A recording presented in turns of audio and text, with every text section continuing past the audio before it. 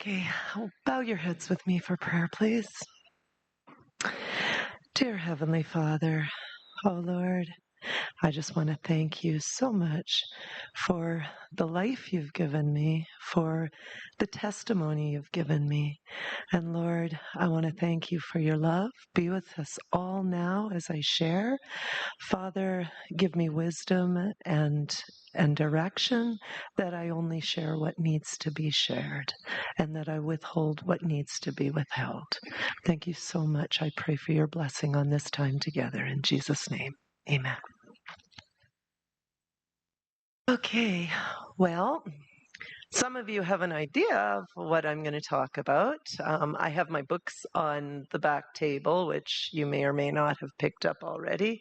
The story is a difficult story. It can be a difficult story to share, and it can also be a very difficult story to hear. But through what I share, my hope is that you will see the love of God in terrible things, in tragedy, but you will see that God is always there and he always comes through. How many of you have heard people say, if God is so good, why do bad things happen to good people? Isn't that a question we've had put to us so many times? Non-believers in particular like to say, if there's a God, then why do children suffer? Why do the innocent suffer? Well, I'm going to tell you, God has given every one of us a gift, and that is the gift of choice. We all have a freedom to choose him, freedom to reject him. And he doesn't restrict anyone's choice, even those that choose wrong. In my life, someone's choices hurt me.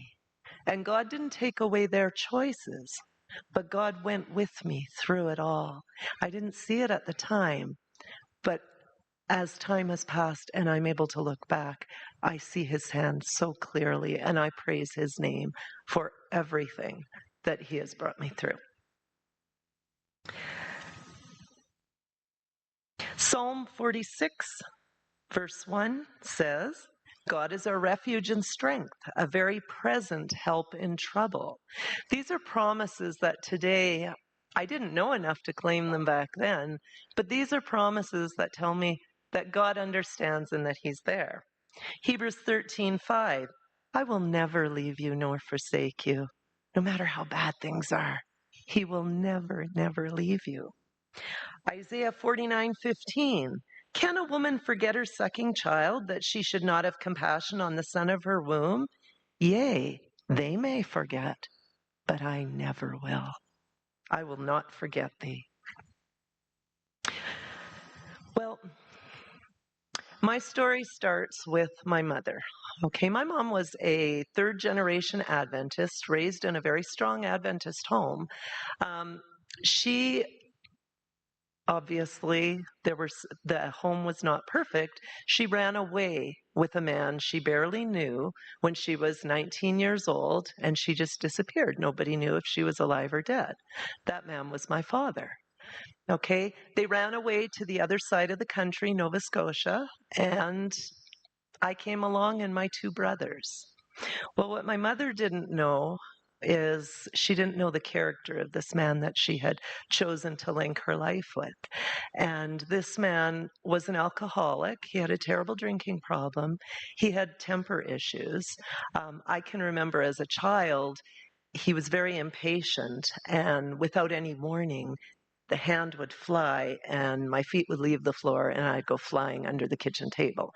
And my brothers as well would experience this.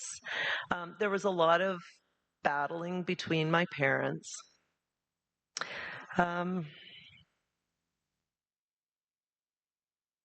We moved to British Columbia when I was about 7 years old. So we were living in Nova Scotia, my early years. When we moved to British Columbia, that was the first time I heard about God. You see, my mother, when she ran away, she kind of ran away from the faith too. But they decided they were moving back to where my mother's family lived. And that's where I met my grandmother, who was a very strong Adventist Christian, my aunts and uncles, and Mom started taking us to church. And so I'm going to this church, Sabbath school, and I'm hearing about this incredible God. I had never heard these things before. And I was just, wow. I couldn't believe the things they were saying. They were saying that he's so big. He's up in the sky. He can do anything. And guess what? He loved me. I never heard those words in my home. Those were words that were not spoken. Well, I had to know, is this true?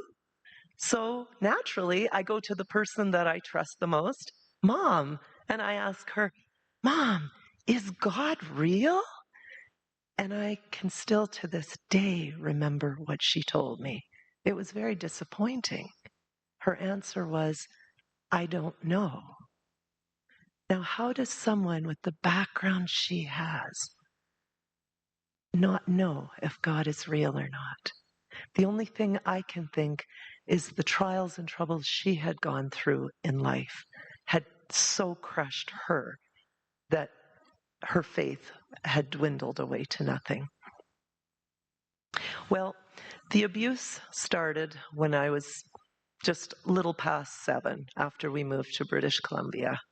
And I can remember when my mother would leave the house and I would be terrified and I would beg and I would cry and I would plead, take me with you, take me with you. But my mom had 3 children. I was the oldest. And if she took me, she's going to end up taking all 3 of us. And that's a lot of hassle to run to the store. So she usually took the baby and I usually got left back at home. And I knew what was coming when she left, and it always did. Well, as you can tell, my early years were very full of trial and struggle. And I was sitting in my room one day, and I was crying, and I was thinking about my life and what was going on. And, you know, I thought the things that were going on were my fault. I thought it was my fault because I didn't say no. Now tell me, when you have an angry father who backhands you at a moment's notice, how does a 7-year-old say no? But this was my childish reasoning. And I was sitting on the floor and I was crying and I was thinking about these things and I was very troubled by it. I had learned a lot about God in church and Sabbath school. And I picked up a Bible. And the Bible was a little white Bible my grandma had given me. And I just randomly opened it, kind of flipping it. And all of a sudden, my eyes fall on a scripture. And I'll tell you right now, God speaks to children. I read 1 Corinthians 3:16 to 17, and this is what it said. Know ye not that ye are the temple of God, and that the Spirit of God dwelleth in you? If any man defile the temple of God, him shall God destroy. For the temple of God is holy, which temple ye are. I was 7 years old, and I read those words, and God told me in those words, this was not my fault, that my father was responsible for what he was doing, and that my God was going to take care of it. I actually felt afraid for my father at that moment. Well, the years passed, the abuse continued, and naturally, I did not develop socially very well. I was very withdrawn. I did not have friends. I remember I didn't open my eyes fully. My eyes were always half closed. I looked at the ground. In fact, I didn't even know that I did that until in my teens, a boy said to me, "Why do you always look like this?" And he dropped his eyes halfway. And I thought, do I look like that? And then after that, I made a conscious effort to open my eyes. You see, keeping your eyes closed, not opening them fully, and looking down at the ground, and you may notice this in other people. People that keep their heads down and look down, what they're trying to do subconsciously is shut the world out. They don't know how to deal with life, so they try and close the world out. And that's what I was doing there. Well, in school, I think I was in about second grade. I was struggling in school. I had a brilliant mind. I could read way beyond my years. There were so many things that I could do. I could understand things. But for some reason, and I think it was the stress, my memory, I could not retain things. So when it came to numbers, and today I still have trouble with numbers, multiplication tables, I couldn't learn them. Spelling, I could read anything, but I could not spell because I couldn't remember where the letters went, and I would flip them around. Well, my teacher knew that I was intelligent, so he assumed I was lazy because I couldn't do these things. And he came down really hard on me. And so school became a misery as well as home. And I took to daydreaming to escape it. And I can remember sitting in my school, in my desk, looking up at the window. They had little windows in the ceiling. You couldn't see outside. And I would just go off into this daydream. And in my daydream, I imagined that this life wasn't real. This was just a dream. Actually, it was a nightmare. I'm really asleep somewhere, and my parents actually love me, and they're trying to wake me up, but I won't wake up. And the doctors can't wake me up. And that's how I coped. This life wasn't real. Well, God brought people into my life to fulfill needs. And one of the needs I had, as I said, is in my home, we never heard the words, I love you.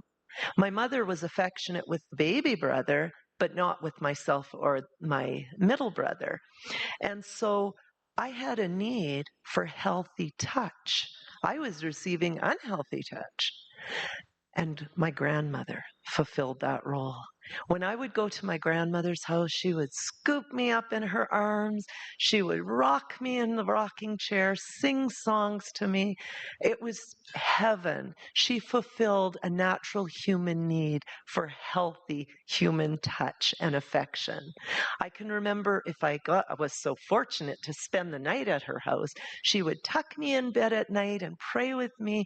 And when she left, I would feel all warm and fuzzy, and I would think, there is no one in this whole world I love more than Grandma. Grandma was sent by God for me. Well, my family moved around a lot. We didn't stay in one home for very long, and consequently, I didn't stay in one school for very long. I was always the new kid. I was awkward and uncomfortable, which also made it impossible to make friends. So I became a bit of a loner. I like to withdraw to quiet and privacy. And one of the houses we lived in had a tire swing in the backyard under this huge weeping willow tree. The tree hung right to the ground, and the tire was underneath it. Nobody could see me when I was in there in the nice cool shade sitting on that swing. And I would go there often. And I would sit on that swing and I would contemplate life. And I would think thoughts like, why is this world so awful? Why do people hurt other people? Why should I even go on living? And you know, an interesting thing happened. While I was sitting on that swing thinking these thoughts, I started getting answers. I started hearing thoughts coming back to me in my head. It wasn't audible. But at first, I thought it was just my own thoughts. Oh, I'm just thinking. And then I realized that I was getting thoughts that I didn't know before. And then I started asking questions, more questions, and I started getting answers. It was as if somebody was there talking to me. And while I was there, I felt such comfort and such peace. I didn't tell anybody about it because I thought they're going to think I'm crazy. But I went to that tree often to have conversations with my friend. And today I know that it was the Lord himself that was communing with me. He was giving me comfort. He gave me answers to life questions that as a child I could never have known. I started asking questions like, why is the grass green? Why is the sky blue? It was amazing. God was there with me in whatever capacity he could reach me. Another house we lived in, my bedroom, we were in the country, and my bedroom had a window that went from floor to ceiling. It was narrow, and due to some situations that took place at night, I couldn't sleep. I was having nightmares and I was having trouble sleeping. And so what I would do is I'd get up and I'd pull a chair to the window and I'd sit at the window and I'd just look out and I could see all the stars. There were millions of them. There was no light pollution to block it out. And I would just gaze into the depths of the universe and all these stars. And I knew that God was out there. And while I was sitting there and I was looking into the stars, I had a sense of a presence with me. I had a peace, I had a comfort, and I felt loved. And once again, I know God was there with me. Well, there was an incident in my home. My mother, there were a few things that took place that should have kind of given my mother a clue that something was going on. And I won't get into all of those. But one situation that took place was my father, remember, he had a temper. And when the kids were bad or got into any trouble, he had this piece of horse harness that he had cut down and he would beat my brothers with, basically. I had never been beaten with this thing. And this one day, somebody had done something wrong, and I'm pretty sure I know which brother did it, but that's beside the point. But my father called all three of us into the room and said, now, I want to know who did it. And he had his horse harness piece in his hand. And we knew what was coming. So naturally, did anybody confess? No. And he said, if somebody doesn't confess, you're all getting it. So he took my little brother, he stripped him off the bottom, and he beat him. And then he got to my middle brother. Now, my middle brother had been beaten so much that he didn't cry anymore. And so when my dad was strapping him, he started laughing. And it made my dad more angry. After he was done with him, I was next. And I thought, he's not touching me with that thing. And my mother was sitting there, and I said to him, if you touch me with that, I'm going to tell Mom everything. And my father did not know what to do. He's sitting there with me making a statement like that, with my mother sitting right beside him, and he's thinking, if he doesn't beat me, she's going to wonder why. But if he does beat me, I just may spill the beans on him.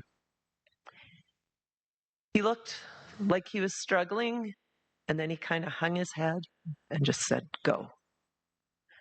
And of course, my mother came to me afterwards asking, what? What were you going to say? What did he do? What's going on? And she tried to guess, but she didn't even come close. And truth be told, I wanted to tell her. I wanted to tell so bad, but I couldn't. You see, I didn't have the words. I didn't know how to tell her what was going on. The only thing I could do to tell was to describe it. And the thought of that just mortified me. I couldn't do it. So I said nothing. And it continued. Well, a few days after that incident, my dad took me aside. And I remember he took me into this trailer. It didn't have any windows. I just remember it being dark. And he pulled me inside there and he said, if you ever tell your mother anything, I will kill you, and I will kill your mother, and I will kill your brothers. I know I'll get in trouble for doing it, and I might go to jail, but I don't care. Because if you ever tell your mother, she will leave me, and I will have nothing left to live for. I don't know at that, I think I was about 9 years old at the time. I don't know if I believed him or not. You become so desensitized to things in life that nothing really shocks you. Needless to say, though, I did not tell for the reasons I gave earlier. Well, when I hit my preteens, I think I was about grade 7, God brought another angel into my life. And that was in the form of a school teacher. And this teacher, she must have sensed something was not right because she, for some unknown reason, took me under wing and she would talk to me. Nobody talked to me. And she would walk with me on recess and lunch hour. None of the kids played with me. And this teacher took a special interest. She would give me a hug. She would put her arm over my shoulder. And she made me feel like I was valuable, like I was important as a person. This was, again, fulfilling a basic human need at the time that was needed. And that was the design of the Lord. Well, by the time I hit 13, my aunt took an interest in me. Once again, another angel God used. If it wasn't for these people in my life, I don't know where I would be today. But this aunt, I don't know why, she just asked my parents if I could come spend weekends with her family and my cousins. She had all daughters a little bit younger than me. And my parents seemed only too happy to get rid of one kid for a weekend. And I started going and spending the weekend with my aunt. And I think I forgot to mention, after about a year when we first moved to British Columbia, my mother stopped taking us to church. So I hadn't been to church in a very, very long time. But when I started going and spending weekends at my aunt's, she started taking me back to church. And I got reacquainted with the gospel and with my Lord in his word. Well, my aunt was just the most incredible person. I can remember she would put her kids to bed at night. She'd make special iced tea for her and I, and we would sit and we'd have this special drink and watch TV. And she treated me almost like I was a friend, which was amazing because, again, I had no social skills. My aunt taught me how to dress. I didn't know how to dress. I wore pants that were too short. I wore, clothes that were mismatched. I had no clue. I didn't even know how to brush my teeth. My aunt taught me that. When I would go to her house, I had really long, thick hair, and it was never brushed. And so the first thing she would do, also in my home, my parents smoked, so I stunk too. I'd go to her house. She'd take my clothes, throw them all in the wash. She'd put me in the bathtub. And then after I had a shower and was all cleaned up, she'd spend a good hour brushing all the tangles out of my hair. And then she would braid it, put it in ponytails. And I'd look in the mirror and I felt so good. I didn't look like the dumb, big, ugly thing I thought I was. Well, when I was, after a little while of visiting at my aunt's house on weekends, my aunt decided to give me a haircut. Now, for some of you, a haircut probably wouldn't be a big thing, but I had very long, very heavy, shapeless hair. And my aunt cut my hair into this very trendy, long, shaggy hairstyle. And I looked in the mirror and I saw somebody else in the mirror. It was like, wow, what a transformation. And it must have done something to my confidence because right about that time, I started getting attention from men and boys that I had never had before. And that really went to my head. Well, because I had been going back to church, I had been getting really into my Bible. And I'll tell you, we do our children a disservice when we teach them rules without understanding, because that's what I got from church. I knew all the rules, and I was going to be a good Adventist. I knew that we keep Sabbath. We don't play with Barbie dolls on Sabbath. And we don't eat meat. Well, I ate meat at home, but at Aunt Marcia's, we don't eat meat. And, and all these rules. But I had no idea why we did these things. When I was in school in grade 7, I knew the creation story, and the teacher started teaching evolution. And I put up my hand, and I ended up getting into a debate in front of the whole class on evolution versus creation. And then I started taking my Bible, and at recess, standing outside, and I would read Bible, and I would share with any of the students that were willing to listen. I was so dedicated to my Bible and being a good Christian.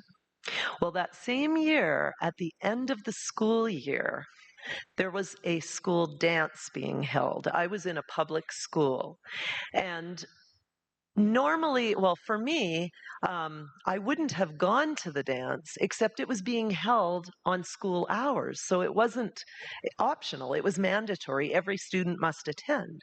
So I thought, well, I'm a Seventh-day Adventist. We don't dance, so they can make me go to this dance, but they can't make me dance. So I went to the dance, and I was determined I'm going to sit on the side and I'm not going to dance. Well, you know what? Satan knows us better than we know ourselves. He knows our weaknesses, and he knows how to lead us when we least suspect it. So what happened is, while I'm sitting there with my resolve, I'm not going to dance, of all people, the boy who comes over and asks me to dance is the class nerd, as we called him. He's the boy that I had watched all year long the other kids pick on. Take his books, throw his hat, scribble on his desk. They had been so cruel to him. And this boy had taken the courage to come and ask me to dance. How could I say no? I didn't want to do what the others had done to him. And so I thought, okay, I'll dance this one dance, and that's it. And I got up to dance, and I'll tell you, for me and from other people I've spoken to, music is a drug. When you have those hypnotic beats with the words and the sounds that are blended to move the body. When I stood up to dance, it felt like something came over me, and I never sat down again. I danced that whole dance. And when the dance was over, I said a prayer, and I said, Lord, I'm a teenager now. If I keep following all these rules, I'm not going to have any fun. So, Lord, I'm going to leave you now, but I'll come back when I'm not a teenager anymore. And with that, I turned my back on everything, and I went completely into the world. Now, with the things that had gone on at home and my self-image, I was now newly getting attention from guys that I had never had before. I was thirsting for attention and to be loved and cared for. I went completely wild, completely into the world. I went to short shorts and high heels, walking down the highway with my girlfriends, counting how many guys honked their horns at us. I went into drinking. I went into partying. I went into everything. Well, when I was 15 years old, I ran away from home. It was a silly situation. The teachers for high school went on strike, so the teachers were not doing classes. But the school was open for students who were diligent, who wanted to come and do their studies. But the roller skating rink was also open for students who wanted to come and study there. And if you study there, you get some free skating. Well, I wanted to go to the roller rink. But my father, did I mention he was very, very unreasonable as well? Well, he wouldn't let me go with my friends to the roller rack. He said, if you're going anywhere, you're going to school. And of course, I had to walk there, which was a good hour to hour and a half walk. And I had a big fight with him. When I hit my teens, I started fighting back, and the fights sometimes got pretty bad. Well, I decided at that point, I've had enough of this. I've had enough of him, and I'm leaving. The abuse was still going on, but it had tapered down. It wasn't as bad as when I was younger, but it was still there. So I took a few things in my pocket. I went to the roller wreck, told my friends, I'm not going home again. I'm done. And then when the day of skating was over, I realized I had nowhere to go. So I said, okay, I guess I'm going home. I'll have to take the whatever comes to me for that. And one friend said, I knew you couldn't do it. I knew you're a coward. And I'm going, well, I have nowhere to go. And she says, well, I'll run away too. It's like, okay. So the two of us ran away, called some guys she knew. They picked us up. They took us to the next town, parked the car in a cow pasture, and said they were going into town for some food. And we sat there for 2 days, and they didn't come back. And as my husband knows, I'm deathly afraid of cows. So being in a cow pasture wasn't fun. But after a few days of being stuck with this girl in the car, we started to fight. And I got mad, and I got out of the car, and I started walking. And I remember her coming after me, and I said, go away. I don't need you. I don't need anybody. And she says, well, I need you. And she followed me. I went to the nearest house, and I called the group home that my middle brother was in. You see, my middle brother had gotten into a lot of trouble. There were issues that had been going on at home, and he had gotten into vandalism, stealing cars when he wasn't old enough to drive, et cetera, and he got taken and put in a juvenile detention home. So that's the only thing I could think of. I called that home and I turned myself in. Well, they took us back to the home, and when they took us to the home, they called the police because we were reported as runaways. Well, my friend locked herself in the bathroom and wouldn't come out, and I had to convince her to come out and talk to the police. She told the police, I don't want to go home because my mom's an alcoholic. And I thought, oh, maybe this will work for me because I don't want to go home.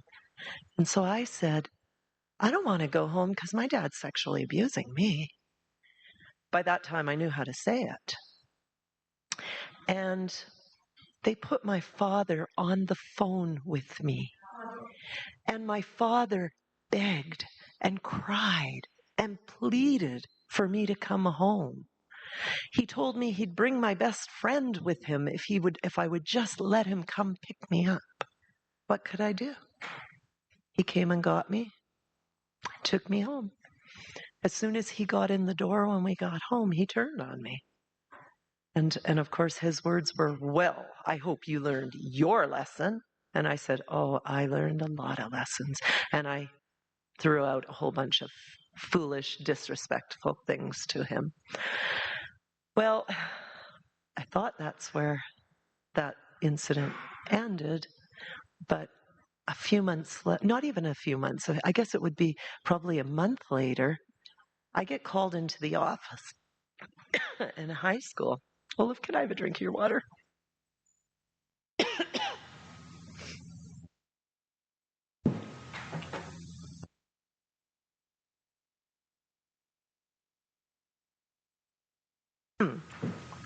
So I get called into the office in school to find a social worker sitting in there. And this social worker was the most arrogant man I have ever met. He sat there and he said to me, well, now, I want to know what's going on. If there's charges to be laid, I want them laid. And that was the first time the thought had ever occurred to me. Jail? Jail for my father? I didn't want my dad to go to jail. I didn't want my mom to lose her husband, my brother to lose his home. So I lied. And I said, there's nothing. I made it up. None of it's true. And he didn't believe me, but there was nothing he could do. What I didn't know is he had already been to my parents, and he had already accused my father in front of my mother. And my father, did I mention he was a great liar?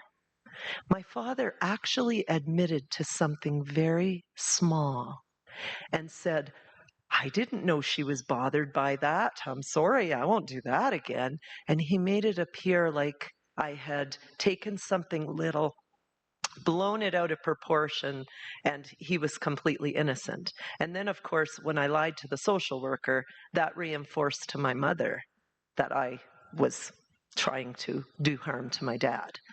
And that deteriorated my relationship with her more than it already was. Well, God sent another angel into my life right about that time. And that was in the form of one of the young social workers at the group home my brother lived in. They couldn't get me to say things that would allow them to charge my father, but this lady came to my school, took me for lunch, and she started coming daily. She befriended me. And what she did is she got me to trust her and to start talking and opening up. When I started opening up about it and started talking, I will tell you that was a gift from God. Because when you have stuff that is stuffed inside of you, deep, dark secrets that you are carrying and bearing on your heart, it will destroy you. It causes behaviors that you don't understand. I'm going to have that now. So what this lady did is she gave me a safe place to just talk. And when I started talking, the floodgates opened, and I started to describe and tell every detail of everything that had happened. I was 13. No, I was 15. Okay. And what happened, a strange thing happened to me. And this is where Scripture, 1 Corinthians 10:13, says, "There hath no temptation taken you, but such as is common to man. But God is faithful, who will not suffer you to be tempted above that you are able, but with the temptation will also make a way to escape, that you may be able to bear it." Okay, that word temptation, I looked it up, and it can also be defined as trial. So you could read it as, there is no trial that you have been through that somebody else hasn't been through. There's nothing new under the sun. And God will not allow more than you can bear. And if it is more than you can bear, He will make a way of escape. Escape doesn't mean make it go away. It means He will make a way that you will be able to. And what happened is, when I was talking to this lady and I started spilling everything, all of a sudden, it was almost like I had an out-of-body experience. It was as if I was standing beside myself, listening to the words that were coming out of my mouth. For the first time, it felt like I was hearing these things, and I was horrified. And I remember thinking, that didn't happen to me. That couldn't have happened.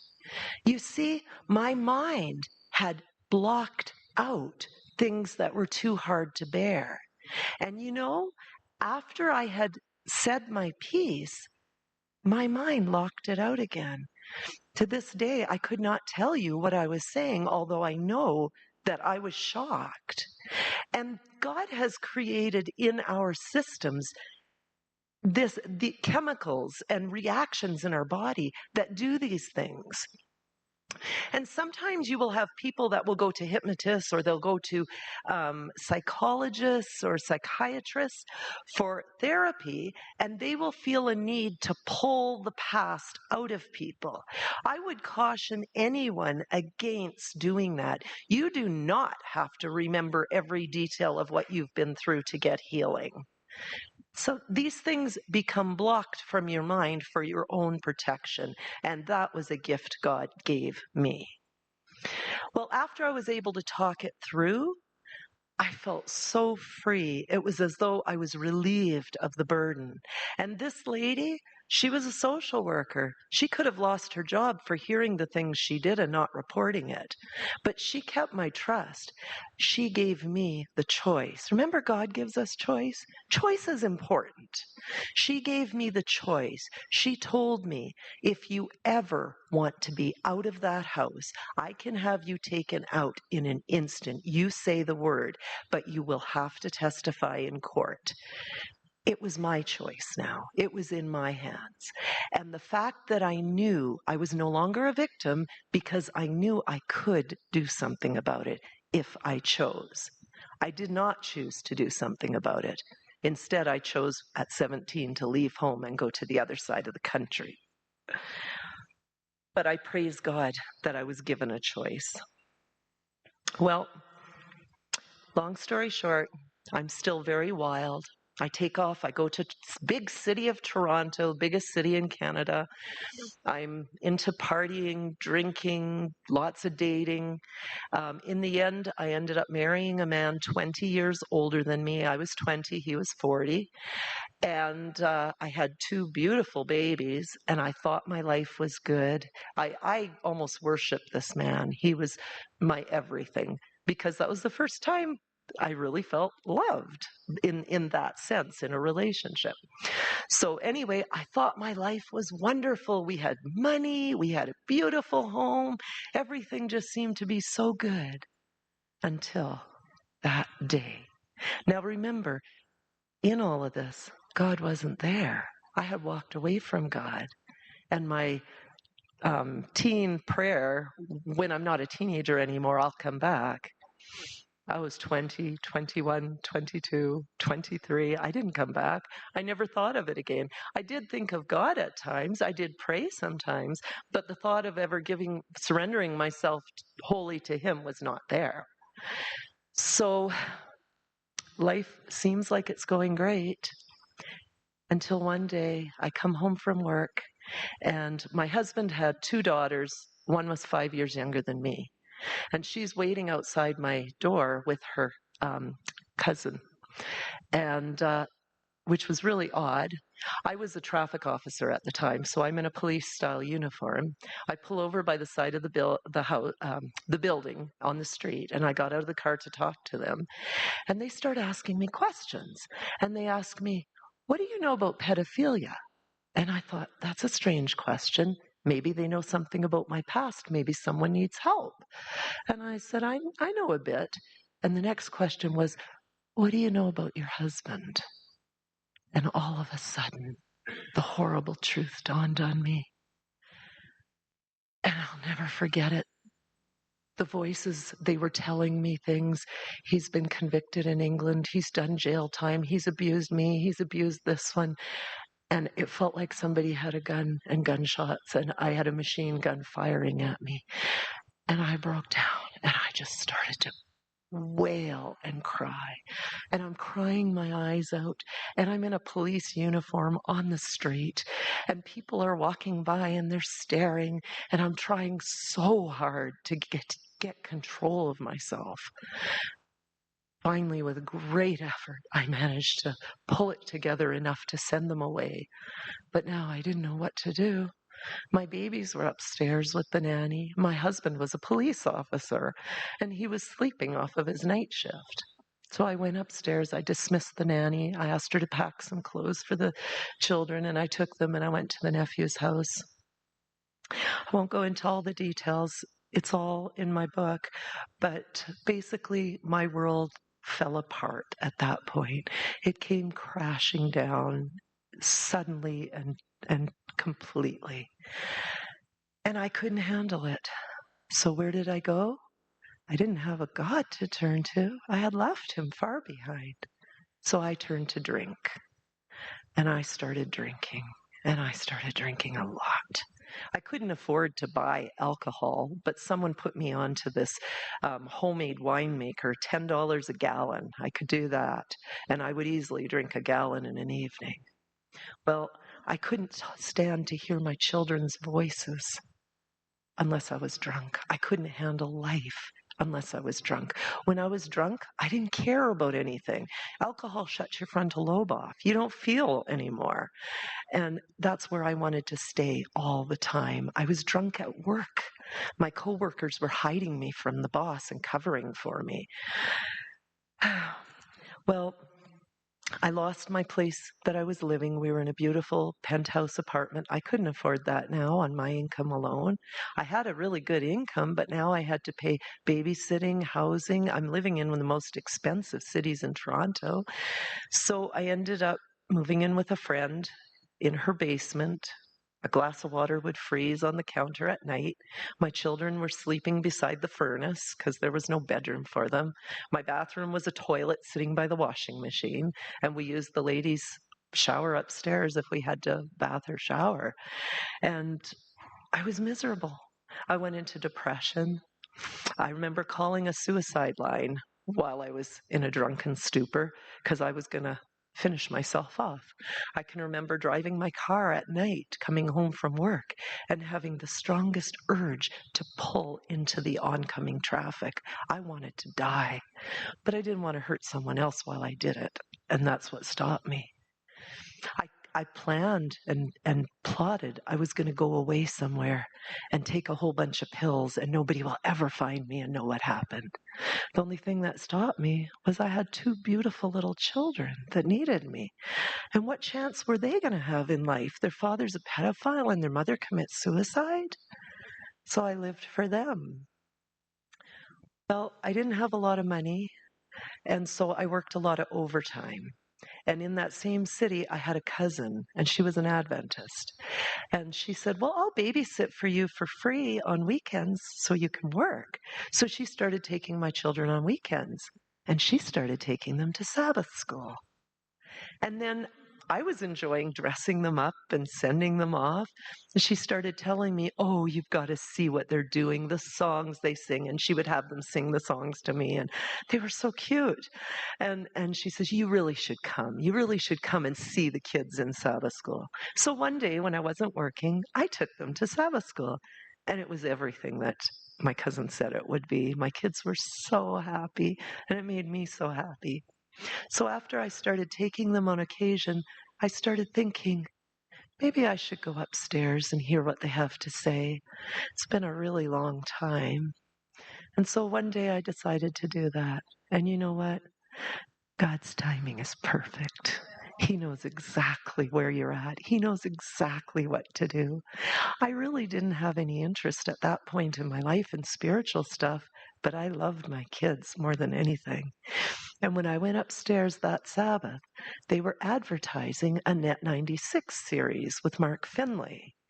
Now, I didn't care about the series. I could care less about going and listening to someone preach.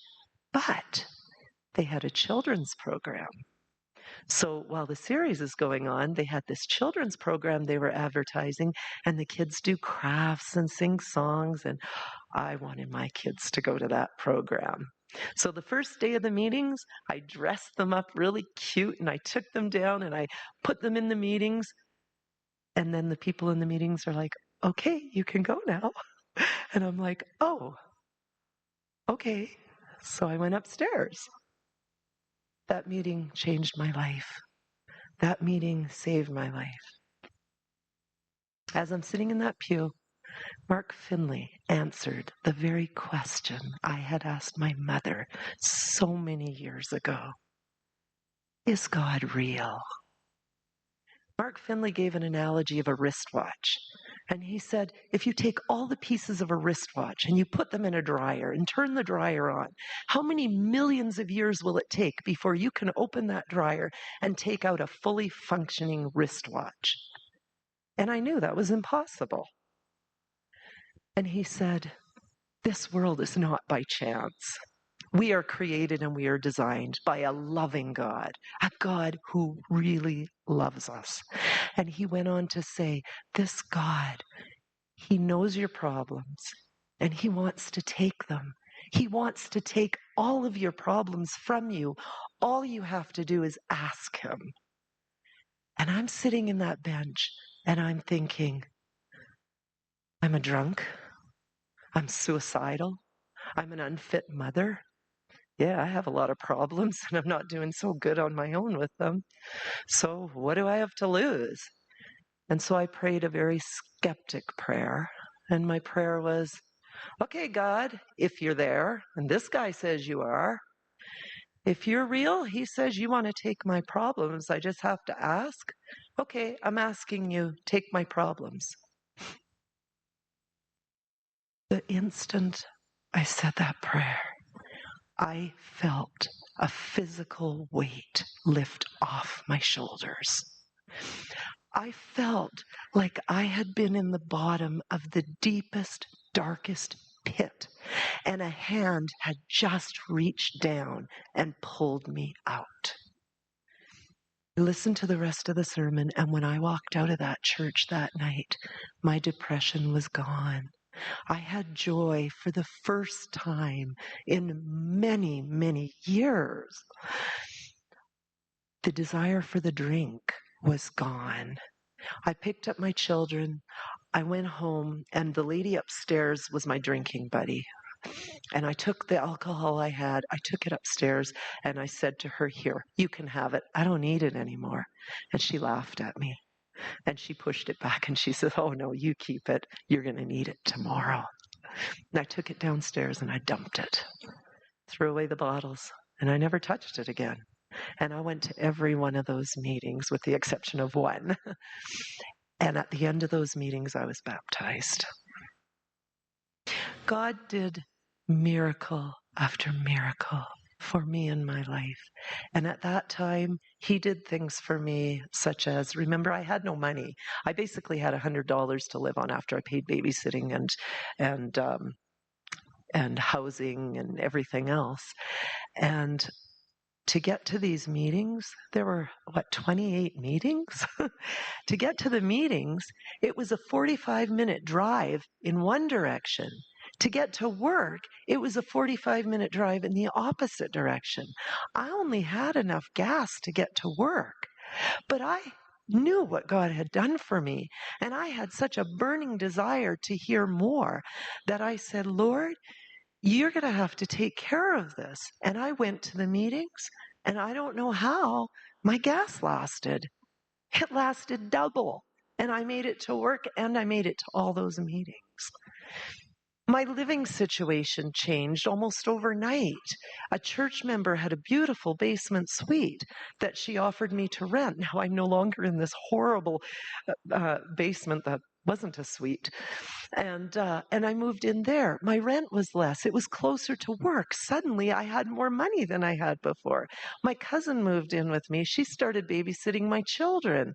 It just, everything fell into place, and I could see God's hand in it all. In the middle of all this, before I came back to God, when I was going through the trial, I got word that my father was dying. I had forgiven my father by this time. I had forgiven him because I came to understand what he had been through in his life. My father, as a little boy, had gone through things that no little boy should ever, ever go through. You see, Satan is trying to destroy us long before we are even born. And he will use people before us by hurting them, and they go on and hurt someone else, and they go on and it follows a trail until someone takes the step to allow God to stop it. I understood where my father came from, and I was able to forgive and let go. I had a lot of hate and anger towards him. It doesn't negate the fact that he is responsible for his actions. It doesn't make it okay what he did. But what it does do is it makes me okay, because I don't have to carry around the anger and the fury. So by this time, I had forgiven him. And when I found out he was dying, I remember going into a parking lot at work, and I sat and I cried and I cried and I cried. But what I was crying for wasn't for that man that hurt me. I was crying for the father that was never and would never be. I was crying for what should have been. I was grieving, and I was letting it go. And it was very healing. My dad passed away. When he passed away, they gave him a lot of drugs. He had brain cancer. They gave him a lot of drugs, and it affected his mind. And astonishingly enough, the whole time he's looking for me. He's calling for me. He's hallucinating. I'm there. I don't know how my mother felt about that, but to me it showed, I know he knows what he did was wrong. I don't know where he was at the moment he died, but you know what? God allows freedom of choice, And God was trying to save him too. God understood him. And so I can stand here today and say, I don't know where his heart was when he passed, but it would be a joy to see him in heaven as a converted man, to see him be that father that God had intended for me to have. Well, that's my testimony. And I'll just add, when I wrote the book, when I got to the end of the book and I started going through what God had done for me, and I just had this joy overflowing. The book was hard to write. It was a very, very difficult book to write. But when I got to the end, the joy of where God has taken me, a song came to my head, and I've put it in the book. It's All the Way My Savior Leads Me. And I can honestly say to this day, God led me all the way. He led me through it all. And I thank him and I praise him. And we can joy in trials. Thank you.